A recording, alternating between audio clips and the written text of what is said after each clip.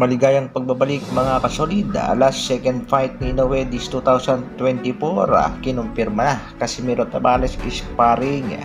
Knockout nga ba si Marlon Tapales ang pasabog ni Cuadro Alas It's My Boy? Para sa ating unang balita mga kasolid, Kazuto Ioka tagumpay nga niyang naidepensa ang kanyang WBA Super Flyweight title kontra nga sa Venezuelan boxer by round 7 knockout, at sa katunayan nga ay 3 beses pang pinabagsak ni Ioka ang kalaban. Sa kasalukuyan sa Ioka ay may kartadang 31 wins, mayroong 2 talo, samantalang ang kanyang nakalabang si Perez 20 wins, mayroon ng 4 na talo.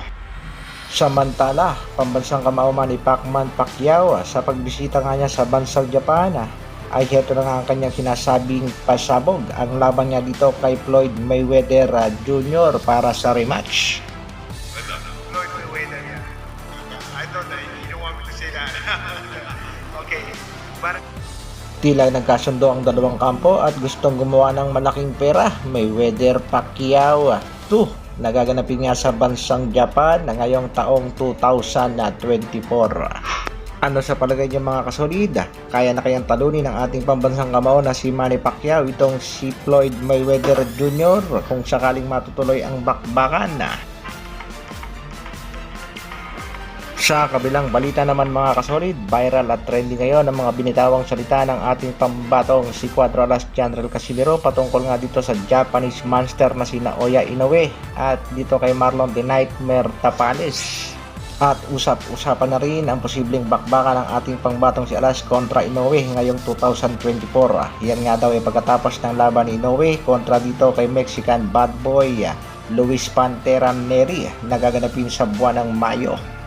At banat nga ni Cuadro Alas It's My Boy, kasali pala ako dyan pero alam ko naman yan Inoue, may isa ka pang laban, sunod ako.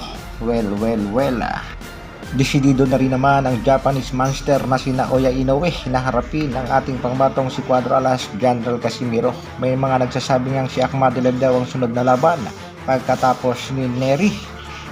Pero ayon naman sa ibang boxing fans, malabo daw yan mga kasolid dahil itong si Akhmadaliev ay tinalo na daw nitong si Marlon The Nightmare Tapales, samantalang ang ating pangbatong si Tapales pinabagsak lang ni Naoya Inoue sa round number 10. Kung tinalo na nga daw nitong si Naoya Inoue itong si Tapales, paano pa kaya itong si Murodjon Akhmadaliev na alam naman natin talo kay Tapales? Kaya mas gusto ni Inoue na itong si Angas ng Pinas ang sunod na makakalaban.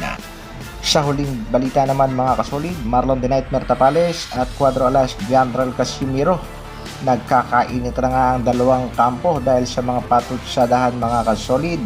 Matapos niyang magbigay ng opinion at reaksyon itong si Angas ng Pinas patungkol dito kay Marlon The Nightmare Tapales. Tila hindi nga nagustuhan ni Tapales ang mga salitang binitawan ni Casimiro kaya kaagad itong bumanat at sinabi nga nitong si Tapales na sino daw si Casimiro, hindi naman daw niya ito kilala. Nagka-personala na. Kagad namang bumanat itong si Cuadro Alas It's My Boy Jason Casimiro. Ayon nga sa post nitong si Casimiro, patay, puyo na ako. Reply ni Kuya Lodge sa kalam, ayay nga no, wala naman kaila. Dagdag pa ni Cuadro Alas It's My Boy, gusto niyo bang makita ang sparring? More reaction here. Ito nga yung patungkol sa sparring ni Cuadro Alas at nitong si Marlon The Nightmare Tapales. At marami nga nagsasabing knockout daw ang inabot nitong si Tapales sa sparring. May video nga daw yan mga kasolid, itong si Cuadro Alas It's My Boy sa naging sparring ni Tapales at nitong si General Casimiro, maging ang bata daw ni Gibbons. Meron ding hawak na video ng sparring. Alam naman nating malaki ang galit ng bata ni Gibbons sa ating pangbatong si Angas ng Pinas, pero hindi niya magamit ang video at sa halip ay photo lang ang naipopost nitong alaga ni Gibbons. Sa madaling salita mga kasolid, maaaring ang knockout ang inabot nitong si Marlon The Nightmare Tapales sa sparring kontra nga dito kay Angas ng Pinas.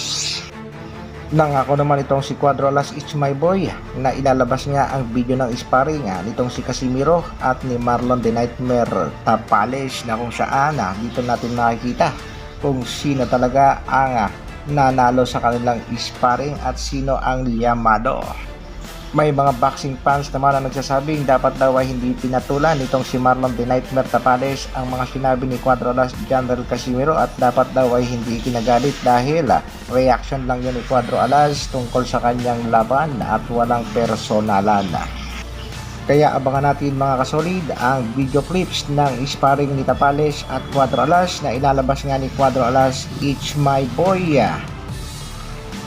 Hanggang dito na lang muna mga kasolid. Maraming salamat sa patuloy na pagsuporta at panonood.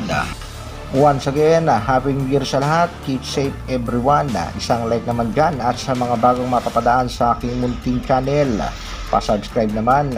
Mabuhay, Dr. Alvin Vlogs. Brrrr.